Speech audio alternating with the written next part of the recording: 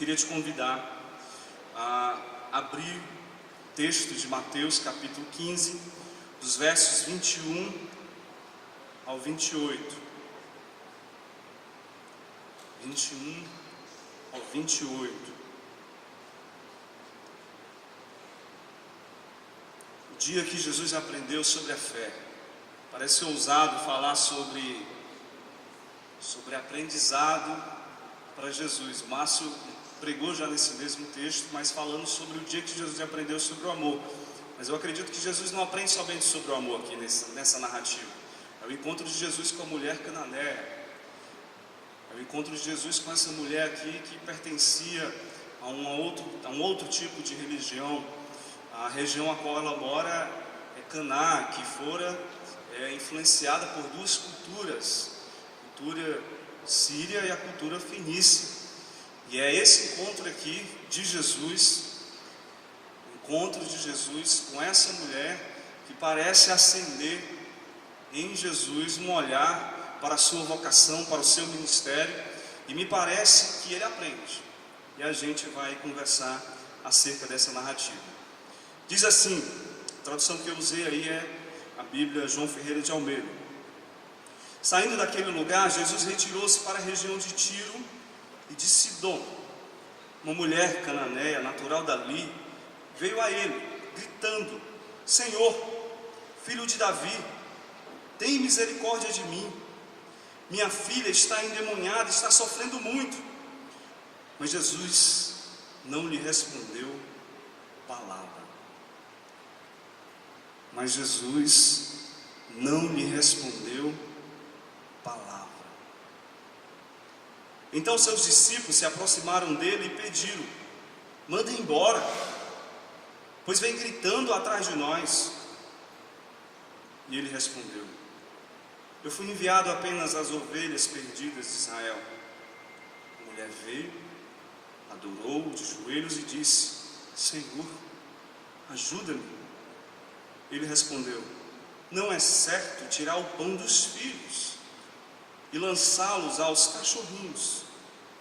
Disse ela, porém: sim, Senhor, mas até os cachorrinhos comem das migalhas que caem da mesa dos seus donos. Jesus respondeu: mulher, grande é a sua fé, seja conforme você deseja. E naquele instante a sua filha foi curada. Vamos ter um tempo de oração? Deus nos ajuda a compreender essa narrativa, mas mais do que compreender, que ela ganhe impulso, que ela ganhe coração, que ela ganhe sentimentos, que ela aflore em nós sentidos, afetos, que a gente consiga aprender um pouco com essa mulher, com a sua insistência, mas mais do que isso, com a fé potente dentro dela, que tem muito a nos dizer. Que hoje à noite seja assim, que o nosso coração possa ser um coração devoto a Ti, um coração aberto, com os ouvidos sensíveis, para que a gente aprenda também, que esse espaço agora seja um momento de aprendizagem, que a gente tenha coragem de ter essa humildade, a partir de mim, em nome de Jesus. Nós guardamos uma imagem muito romântica de Jesus, cá entre nós aqui, só entre nós. Por que eu digo isso? Porque quando a gente fala de Jesus, a gente sempre, talvez, o relaciona, o coloca com características, com atitudes, com gestos, que eu diria que são, entre aspas, aí, desumano. Eu explico.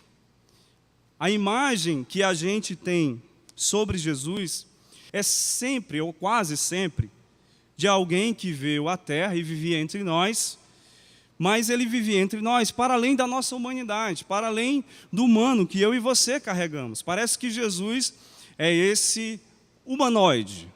Podemos dizer assim, ele é humano, mas ele não é tão humano assim. Ele tem dentro de si poder, características que o transformam em humanoide. Ele é além de humano. Então, o que é que essa imagem faz dentro da gente? A gente olha para as experiências de Jesus, para os encontros de Jesus, para as vivências de Jesus, para as histórias de Jesus, apenas como um artifício, uma manobra, para se aproximar da nossa linguagem. Ele poderia vir de outra forma, ele não poderia vir de outra forma, ele tinha que se transformar, entre aspas, aí, em humano, mas lembre-se que ele não é humano. Parece que a gente carrega essa imagem quando a gente fala acerca de Jesus. Mas ele precisaria vir humano para poder, de alguma forma, transmitir a sua mensagem. Mas ele é esse humano, mas não é humano, porque ele possui habilidades extraordinárias. Mas lembre-se, ele não é gente da gente. E essa compreensão de acreditar que em Jesus não há o humano, não há o que é próprio da nossa humanidade, eu diria que é a negação da encarnação. É a gente negar que Deus se esvazia, como Paulo apresenta aos Filipenses, se esvazia do poder e se torna um de nós. Por isso, me parece necessário que a ideia que a gente precisa agora incorporar acerca de Jesus é essa, desse divino, mas que se humaniza, tanto que é parecido com a gente. A gente precisa levar a sério o projeto, a ideia de que João, no capítulo 1, vai descrever sobre o verbo que se faz carne. Ele é um de nós. A gente precisa levar a sério a encarnação. Jesus é um de nós, portanto, humano. E agora vem aqui a conexão com aquilo que eu pretendo para a gente hoje à noite. Então, se ele é humano, se ele foi humano, se ele experimentou humanidade, devido a isso, devido à sua humanidade, ele teve que aprender. Jesus teve que aprender. Ele teve que aprender a falar. Ele teve que aprender a andar. Ele teve que aprender a ter responsabilidades, ele teve que aprender a lidar com decisões, ele teve que aprender a gerenciar o seu projeto, ele teve que aprender a gerenciar a sua missão, ele teve que aprender a gerenciar conflitos, ele teve que aprender a lidar com os discípulos. E eu digo que Jesus não foi um humano acabado, concluído. E mais uma vez, quando eu digo isso, eu me refiro aos processos de aprendizagem que todos nós necessitamos passar, que todos nós passamos. Para quê? Para a gente ganhar maturidade, para a gente ganhar sabedoria, para a gente ganhar maturação, para a gente ter aquilo que a gente vai chamar de bagagem, porque bagagem não acontece num de repente, é preciso processos de aprendizagem, é preciso experiência, é preciso sim ter vivência mínima. E eu acredito que Jesus experimentou essa humanidade. Eu acredito que Jesus teve que aprender. E aí eu acho interessante,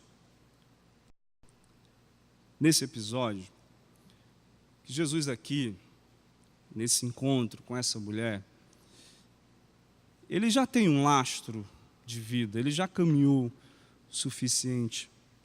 Ele já tem uma vivência sobre a fé.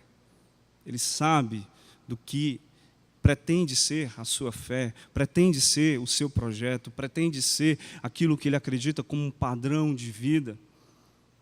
Ele tem aqui uma compreensão distinta de religião, inclusive dos fariseus. Ele já faz o seu percurso, ele já faz a sua caminhada, ele já faz a sua trajetória, diferentemente do que a religião oficial apresenta. Ele já tinha aqui uma determinada ideia de valores formados dentro de si, ideias sobre os relacionamentos, sobre o que importava reverenciar, sobre o que era necessário para sobreviver, sobre o tipo de rito que era fundamental a se fazer e repetir. Não à toa ele vai ao templo, ele anda em sinagogas, porque ele é um homem religioso também. Mas eu acho interessante aqui, que nessa narrativa, Jesus é surpreendido por uma nova fresta, que eu vou chamar de fé. Uma fé que brota do encontro. E que se há encontro, há conflito. E se há encontro, há tensão. E se há encontro, há necessariamente a possibilidade de aprendizagem.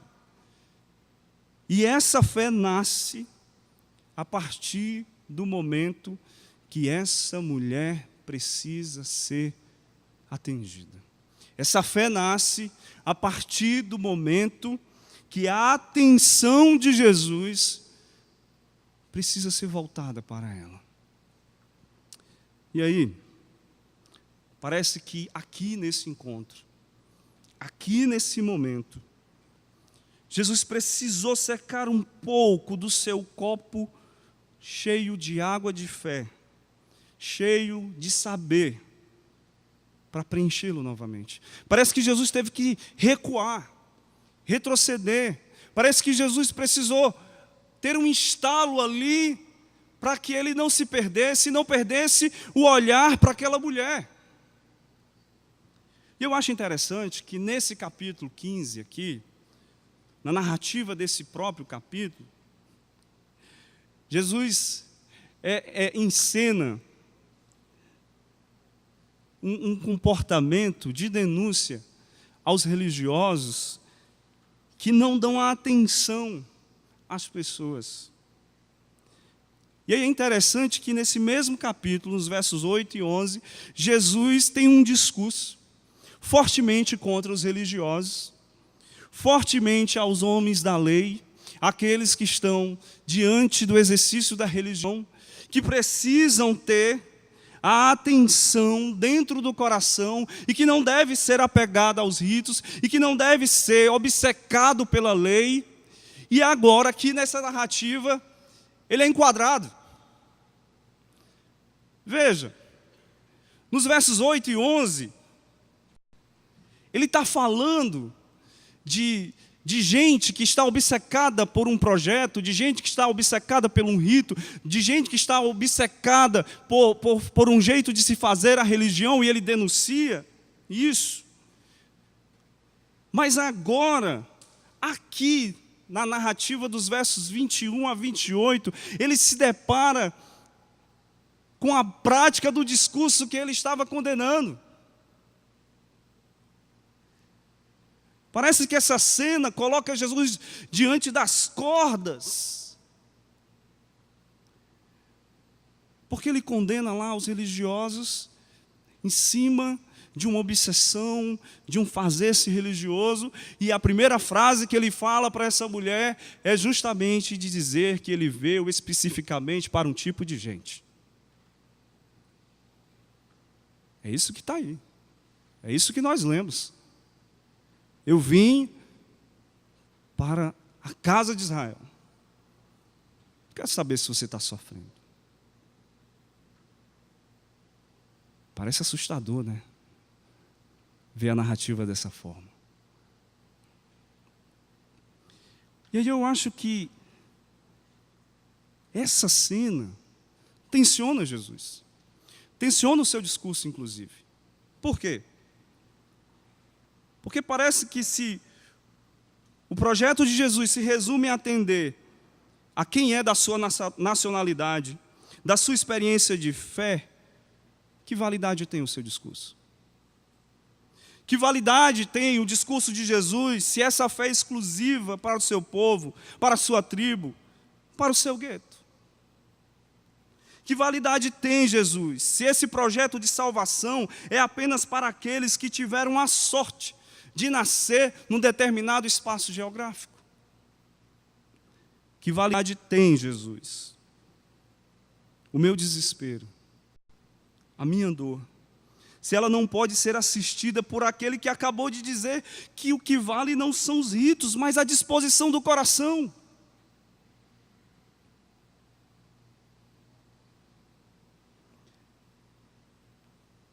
E é interessante que essa mulher, que coloca Jesus nas cordas, o faz repensar. Talvez, é uma sugestão que eu tenho, Eu acho que esse encontro aqui de Jesus com essa mulher o faz repensar o seu projeto de reino circunscrito, aprisionado apenas para Israel.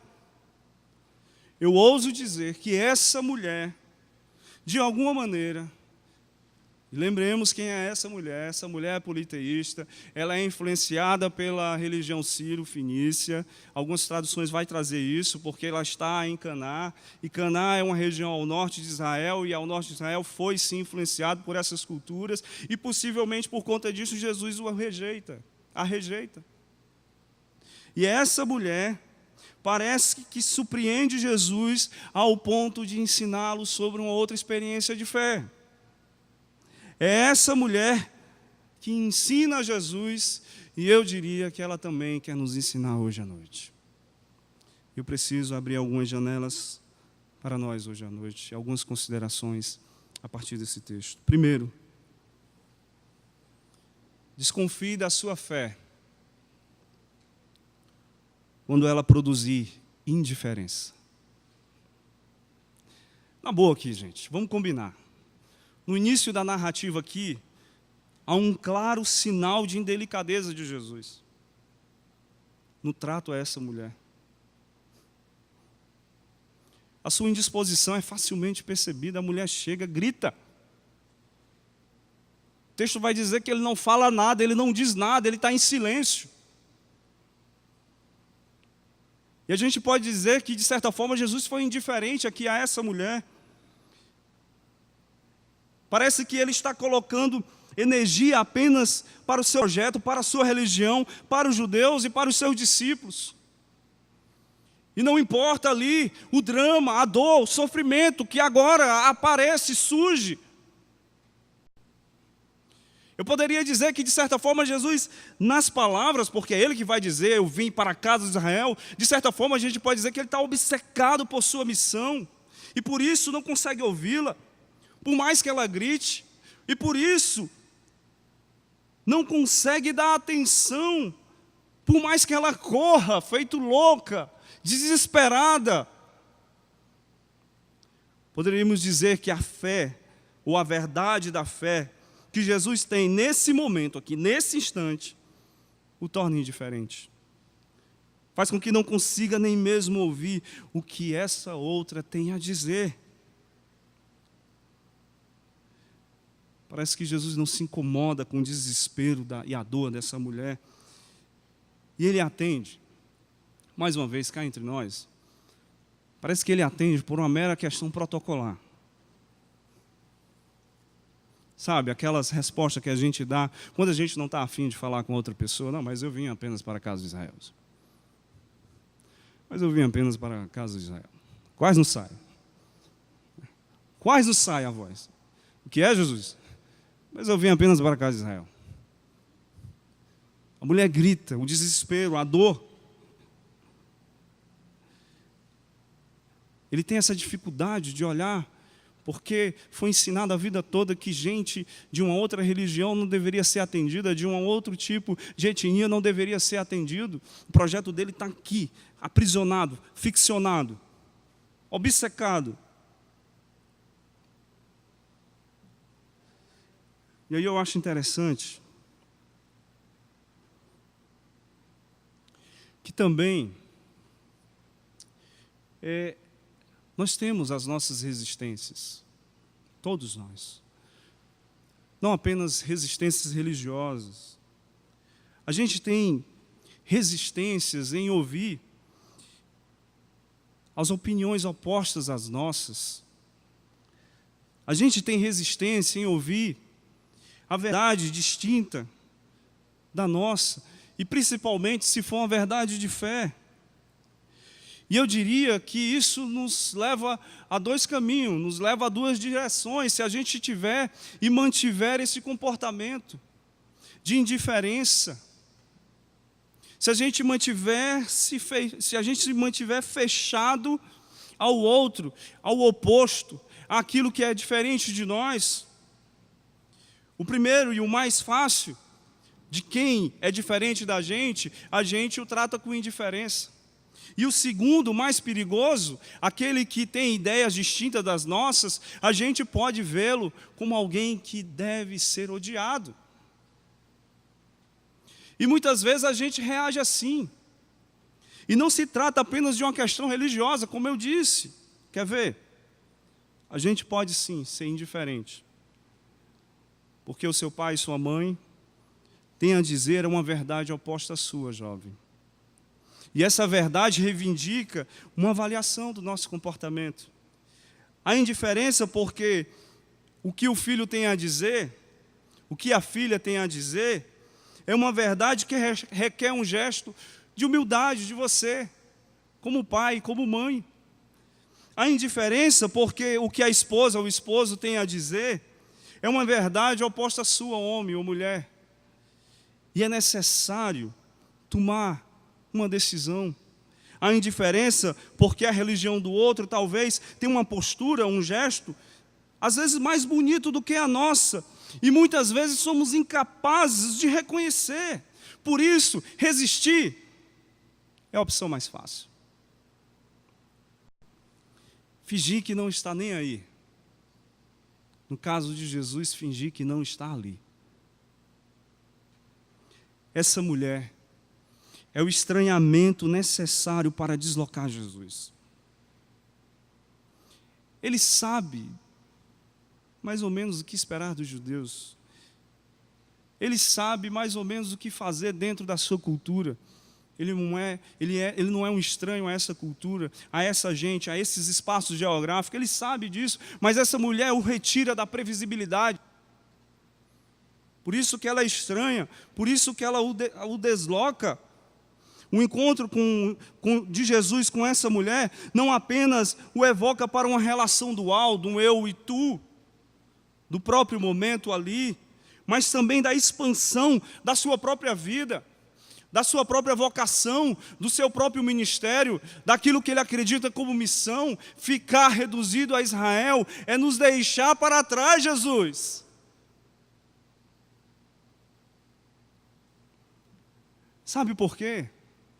Porque toda vez que a gente entrincheira a nossa fé, ou entrincheiramos aquilo que nós somos, a gente diminui as relações, a gente diminui o mundo, a gente diminui a possibilidade da vida brotar, da vida acontecer, da mudança surgir. Toda vida que a gente entrincheira, encapsula, a gente empobrece as nossas relações, empobrece a vida, empobrece a chance da gente ver alargada horizontes. Entrincheirada a fé, diminuída a própria existência. A fé pode ser pequena. A nossa fé pode ser pequena, mas ela não pode ser limitada e apequenada pela indiferença.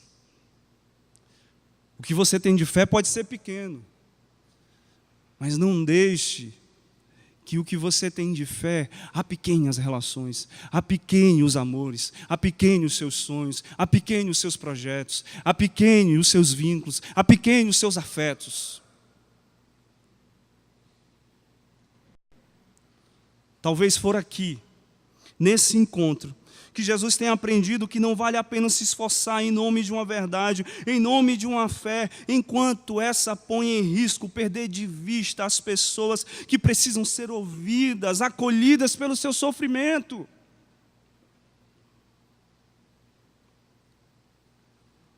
Talvez nós já tenhamos perdido os grandes instantes familiares.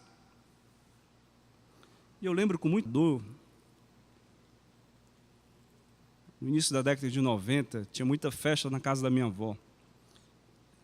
Minha avó cristã, de uma outra denominação religiosa, e meu pai de uma outra denominação diferente da minha avó. E nós ficávamos impossibilitados de visitar a minha avó, porque minha avó muito festeira, minha avó gostava de sempre casa cheia, e tinha diferenças de opiniões. E por conta disto, o meu pai, não somente nós, mas o meu pai foi roubado. Ele se deixou furtado de experimentar esses instantes familiares, com amigos, com pessoas do trabalho, porque colocou nelas um rótulo religioso, porque colocou nelas um carimbo comportamental e desperdiçou a possibilidade de celebrar a vida com elas, ao lado delas. Quantas vezes a gente pode agir assim e nem se percebe? Quantas vezes a gente tem essa fé que produz em nós, em vez de alargamento, em vez de proximidade, distanciamento dos outros? Que talvez esse outro a quem a gente rechaça, pode inclusive nos abençoar. Essa mulher, eu vou usar essa palavra. Essa mulher liberta Jesus da cultura da indiferença. É essa mulher aqui que faz com que Jesus abra mão dessa fé que produz indiferença. E é capaz de fazer com que ele reaprenda a olhar. Reaprenda a olhar. Segundo e último,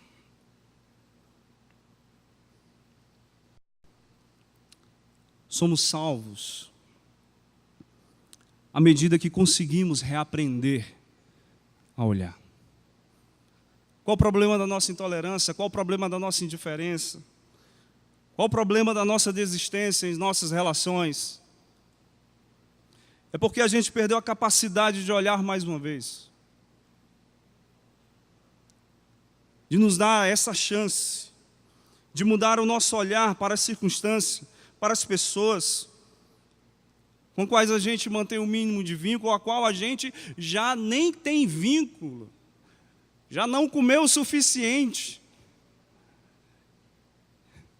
e já o descarta. O encontro de Jesus com essa mulher o faz reavaliar o seu projeto, como eu já sugeri. Ou no menor das hipóteses, o faz reavaliar sua conduta em relação àqueles que estão de fora da sua religião. E aí eu acredito que não será por acaso, não será à toa, que nas narrativas dos evangelhos, Jesus elegerá, e aí a gente precisa aqui ter um parêntese, que os evangelhos não estão em cima de uma cronologia dos fatos. Não há uma linha temporal, né? O evangelho de Mateus, de Marcos, de João e de Lucas, ele não tem uma linha temporal. Então, os encontros vão sendo colocados ali de maneira atemporal. Mas eu acredito que as narrativas ali que estão no evangelho, e que Jesus elege personagens nas suas parábolas e também nos seus encontros, que reivindica uma nova postura dos olhos dos judeus. Quer ver? É assim no encontro com a mulher samaritana. Além de ser mulher, pertencia a uma religião ou uma região que não era considerada ter pessoas de Deus. Quer ver outro encontro? Não é à toa que Jesus faz o mesmo com a parábola do bom samaritano e apresenta o bom samaritano como modelo para quem deseja amar. Não é à toa que Jesus vai se encontrar com um centurião romano, dominador do seu povo e de uma cultura avessa dos judeus, e vai elogiar sua fé. Então veja, essa mulher anônima é capaz de gerar essa reviravolta na fé de Jesus, porque a fé tem esse sentido, fé tem essa conexão com o jeito que a gente olha a vida, com o jeito que a gente olha as pessoas, com o jeito como a gente olha o mundo. De nada adianta a gente levar um projeto que nos cegam os olhos para as outras pessoas. De nada adianta estar com a razão, com a verdade, com o catecismo, com um aprendizado na ponta da língua, se isso me leva a ser mais mesquinho, um ególatra, e me torna mais ainda insensível? Parece-me que são os olhos dessa mulher que faz Jesus se encontrar com a experiência que eu chamo de salvação. É essa mulher com os seus olhos fitados em Jesus que faz Jesus reavivar a sua fé.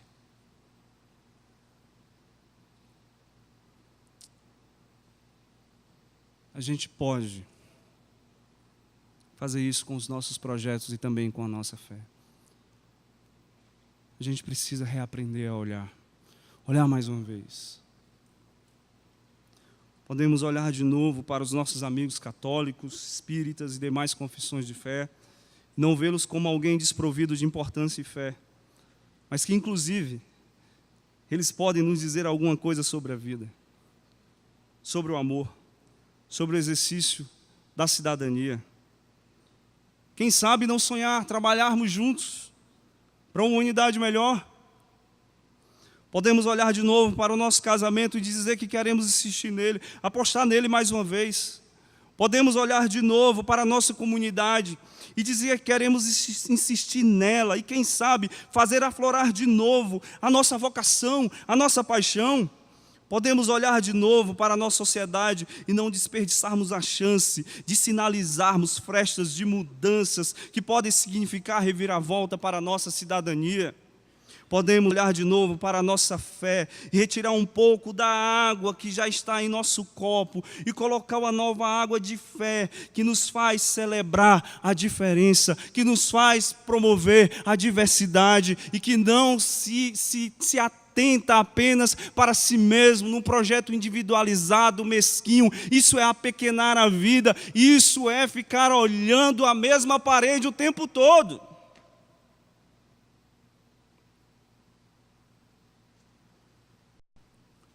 Podemos olhar de novo para os nossos projetos pessoais e saber que eles podem experimentar um novo rumo. E pode ser daí que o sentido de viver venha a acontecer. Talvez, como sugere Rubem Alves, o problema é que os nossos olhos cansaram. Porque os olhos cansados faz com que a gente não enxergue mais. Ou pior, a gente pode correr o risco de ficar cego. Cegos de ódio. E nem nos darmos conta. A gente viu tanto que deixou de prestar atenção. E aí há um poeta que maravilhosamente traduz isso, o Antônio Machado. Diz assim: olhos que para a luz se abriram, um dia para depois, cegos, retornar à terra, fartos de olhar, sem ver. Fartos de olhar, mas não consegue ver. Eu fico pensando, essa mulher gritando, olhando para Jesus, Jesus ali, olhando para ela, e por um instante ele não consegue enxergar a mulher. Não consegue enxergar o seu sofrimento. Que talvez a gente precisa fazer como exercício. É como sugere também o Rubem Alves. Para que a conversão aconteça, a gente precisa ganhar olhos de criança. Olhos de criança. Porque olhos de criança olham o mundo como se tivesse visto pela primeira vez. Olhos de criança olham o mundo com espanto. Mas não só com espanto. São olhos também de desejos. Desejos de não ser tragado pelo ensimesmamento. Desejo de não ser tragado pelo inferno do igual. desejo de não ser tragado por uma vida que é bitolada. A mulher, o que é mais extraordinário aqui nessa narrativa, ela faz tudo isso porque ela não busca a mudança para si, mas é para a criança que ela carrega. É por isso que eu vim sugerindo aqui sobre reaprender a olhar com os olhos de criança. Ela carrega ali uma criança.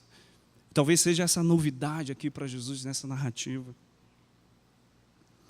Talvez ao se pensar sobre o olhar da criança sobre Jesus, tenha aberto o seu olho infantil. Olho infantil não no sentido de maturidade, mas esse que está a descobrir o mundo, esse que não entrincheira, esse que não se põe em barreira, esse que quer alcançar onde o horizonte o atinge.